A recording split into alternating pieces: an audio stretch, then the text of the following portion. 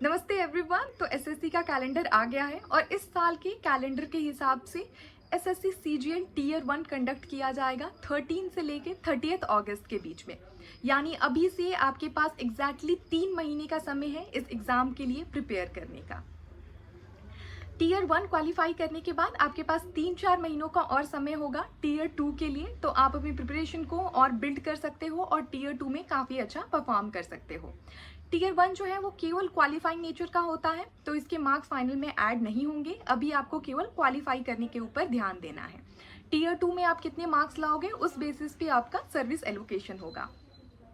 मैं आपको 3 महीने का डिटेल्ड रोड मैप बताने वाली हूँ। मैंने भी सेम स्ट्रैटेजी फॉलो की थी और मेरे 156 मार्क्स थे आउट ऑफ 200, तो मैंने जनरल कैटेगरी के अंदर में क्वालिफाई किया था।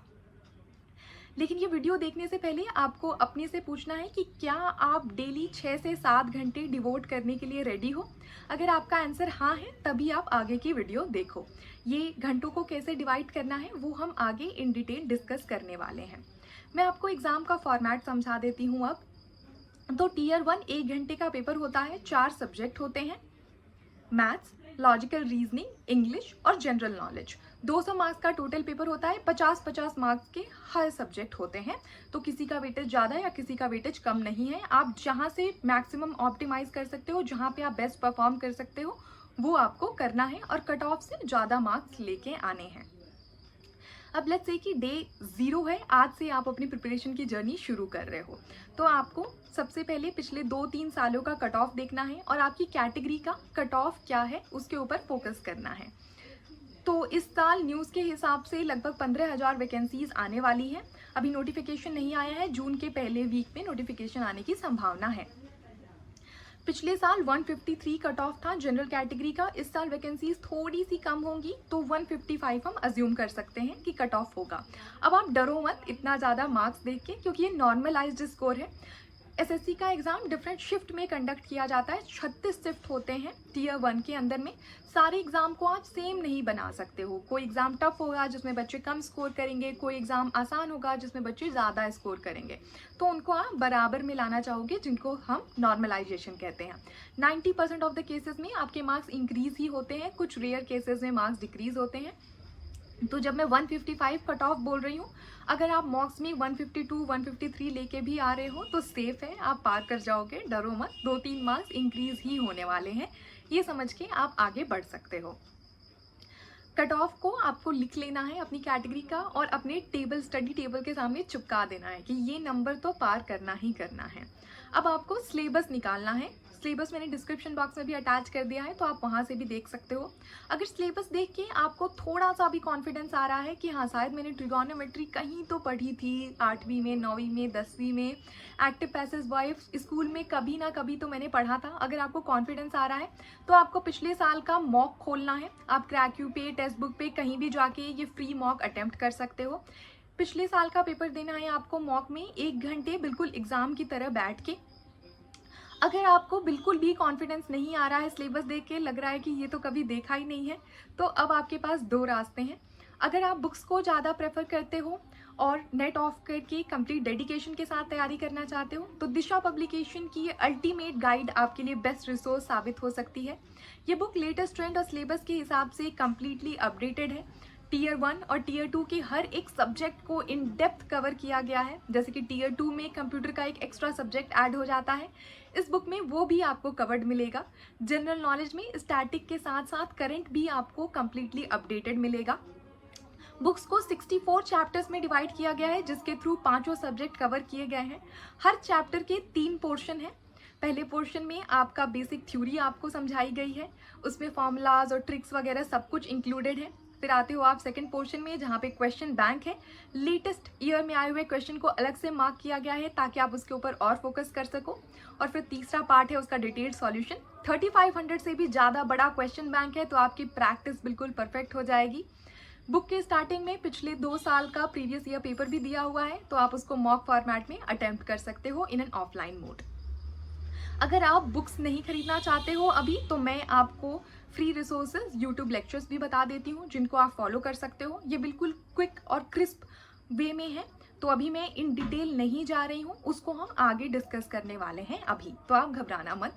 ये बिल्कुल वन शॉट जल्दी जल्दी से लेक्चर वीडियोस हैं, ताकि आपको कुछ रिफ्रेश हो सके कि आपने 10वीं के अंदर में कुछ पढ़ा था वो आपको बस याद आ सके, ताकि आप उसके ऊपर और काम कर सको।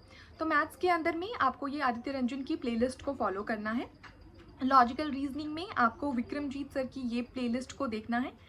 इंग्लिश में आप रानी मैम की ये प्लेलिस्ट देख सकते हो। यहाँ पे केवल ग्रामर कवर है, तो आप घबराना मत। वो कैब के लिए मैं आपको आगे रिसर्च बताऊंगी जब हम इन डिटेल जाएंगे। जीएस के लिए आप परमार एसएससी की ये प्लेलिस्ट को डेफिनेटली फॉलो करो।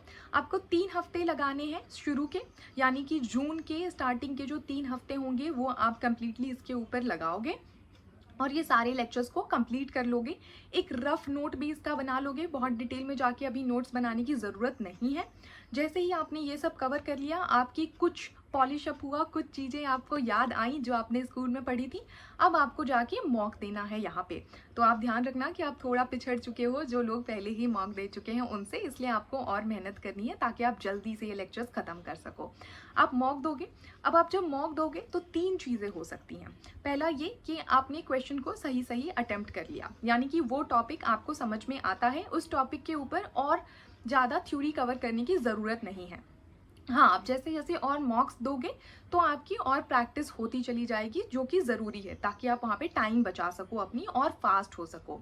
दूसरा ये है कि आप वो क्वेश्चंस नहीं कर पाए, तो इसका कारण क्या है कि आप वो सब्जेक्ट, वो टॉपिक आपको पता नहीं था, वो टॉपिक आपको नहीं समझ में आया है, तो अब आपको इसके लिए डिटेल्ड रिसोर्सेज फॉलो करनी है।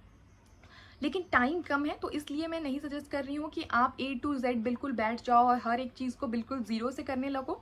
जो चीज़ें नहीं आ रही हैं बस वही करनी है। तो लेट्स से कि मैथ के अंदर में आपका ट्रिगोनोमेट्री का क्वेश्चन नहीं हो पाया, तो आपको अब ये इन डिटेल जो आदित्य रंजन की प्लेलिस्ट है, मैंने सारे लिंक्स डिस्क्रिप्शन बॉक्स में भी अटैच किए हुए हैं, आपको इस पे जाना है और केवल ट्रिगोनोमेट्री का आपको लेक्चर देखना है।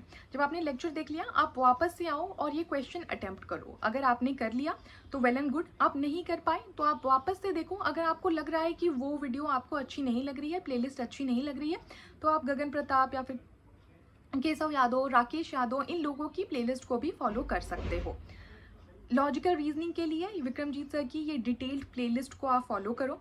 इसमें आपको थ्योरी समझाई हुई है और फिर क्वेश्चंस भी किए हुए हैं। क्वेश्चन को आप रोक के खुद से अटेम्प्ट करो हमेशा। एक बार आपने अटेम्प्ट कर लिया है, फिर आप प्ले करो और देखो कि टीचर उसको और ऑप्टिमाइज्ड वे में कैसे कर रहे थे। इंग्लिश के लिए मैं सजेस्ट करूंगी कि आप ये डिवोशन इंस्टीट्यूट की प्लेलिस्ट को फॉलो कर सकते हो फॉर ग्रामर।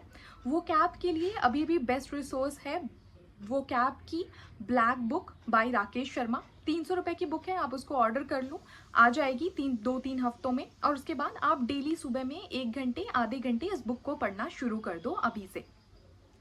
जीएस के लिए अगर आपको परमार एसएससी की ये प्लेलिस्ट नहीं अच्छी लगी, तो मैं सजेस्ट करूँगी कि आप ल्यूसेंट की ये बुक खरीद लो और इसको A to Z बिल्कुल पढ़ जाओ। ये स्टैटिक आपका इससे कवर हो जाएगा। करंट के लिए आपको स्पीडी की ये बुक खरीदनी है, 80 रुपये की बुक है। इसमें आपको करंट सारे अफेयर्स कवर्ड हैं, तो आप एक बार इसको पढ़ लो। बहुत छोटी सी बुक है, बिल्कुल 70-80 पन्नों की, और लास्ट में आपको 800 क्वेश्चंस का क्वेश्चन बैंक भी दिया गया है, जो कि आपको डेफिनेटली सॉल्व करना है। इससे आपका जीके कंप्लीटली कवर हो जाएगा। जब आपने ये सारी चीज़ें कवर कर ली, उसके बाद आप मॉक्स देते रहो ताकि आपकी प्रैक्टिस और भी अच्छी होती रहे, और आपको स्टेप बाय स्टेप करते रहना है ये चीज़। यानी कि अगर आज मैंने ट्रिगोनोमेट्री कर ली, तो नेक्स्ट टाइम जब मैं मॉक दे रही हूँ तो मुझे मेक श्योर करना है कि अब मैं ट्रिगोनोमेट्री का हर क्वेश्चन कर पा रही हूँ। सिमिलरली अगर मैंने एक्टिव पैसिव वॉइस की डिटेल्ड वीडियो देखी है इस प्लेलिस्ट से, तो नेक्स्ट मॉक में मैं एक्टिव पैसिव वॉइस की क्वेश्चन डेफिनेटली कर पा रही हूँ, ये मुझे मेक श्योर करना है। आपको अपने मॉक्स के मार्क्स हमेशा लिखते रहने हैं कि आज मैंने जब डे 0 पे शुरू किया था तो मैं कहाँ थी, कल मैं कहाँ पे हूँ, 1 हफ्ते बाद मैं कहाँ पे हूँ, और देखते रहना है कि आपने जो नंबर चिपका के रखा है अपने टेबल पे, उसके आप कितने नज़दीक हो। आपको बस उस नंबर को क्रॉस करना है मॉक्स देते देते। अब मैं 3 महीने में डिफाइन कर देती हूँ कि आपका टाइम टेबल कैसा होना चाहिए। तो डेली आपको 6 से 7 घंटे देने ही देने हैं। इस 6 घंटे को आपको डिवाइड करना है। 2 घंटे आपको देने हैं अपने सबसे टफ सब्जेक्ट के ऊपर। तो जैसे अगर आपको मैथ बिल्कुल समझ में नहीं आता है, आप मैथ में सबसे ज़्यादा वीक हो, तो 2 घंटे आप दोगे मैथ को।